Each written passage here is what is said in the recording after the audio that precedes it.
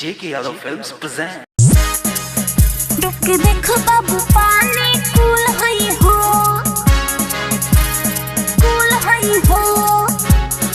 JK Yadav Films कूल हई हो। Music का निर्भय राज। अभी आप सुन रहे हैं सुजीत संगम को।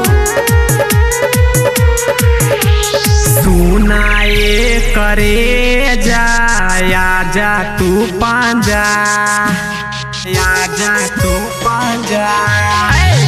सुनाए करे जा तू पांजा। भर दे हवा नोट से हमहू ताजा ताजा।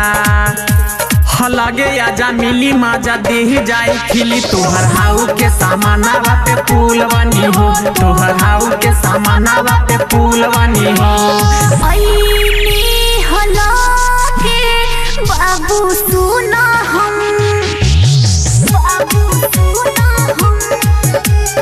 कुछो के नइखे हमरा सुना गम। ऐनी हला बाबू सुना हम। हाँ कॉल ट्राई मिली फ्राई ऐसा नहीं पर डुब के देखो बाबू पानी कूल हई हो।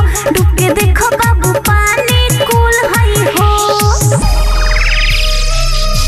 JK Yadav Films तोहर हाउ के सामानावा पे पुल बनी हो, म्यूजिक का निर्भय राज। पुल बनी हो।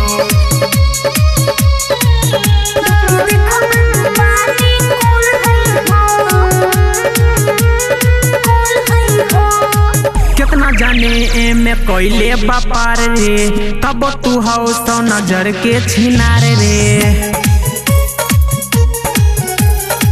एके हली को के देखो बाबू टेस्ट, तबे तू कहबो कि माल बड़ू बेस्ट। जेकरा से पूछी कहले हम चटनी, जेकरा से पूछी कहले हम चटनी।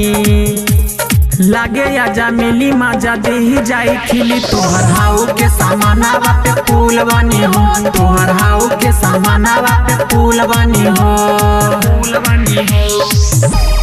JK Yadav Films तोहर हाउ के सामानावा पे पुल बनी हो, म्यूजिक का निर्भय राज। पुल बनी हो।